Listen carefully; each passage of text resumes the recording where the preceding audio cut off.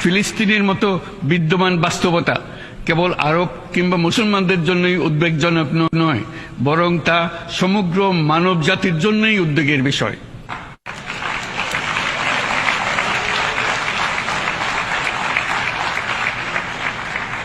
একজন মানুষ হিসেবে প্রত্যেক ফিলিস্তিনির জীবন অমূল্য।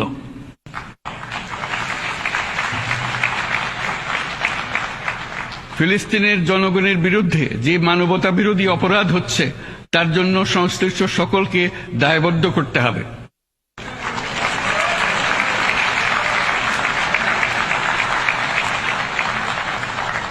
ফিলিস্তিনের জনগণের উপর চলমান নৃশংসতা, বিশেষত নারী এবং শিশুদের সাথে প্রতিনিয়ত যে নিষ্ঠুরতা বিশ্ব দেখাচ্ছে, তা থেকে নিস্তারের জন্য বাংলাদেশ অনতিবিলম্বে সম্পূর্ণ যুদ্ধবিরতির আহ্বান জানাচ্ছে।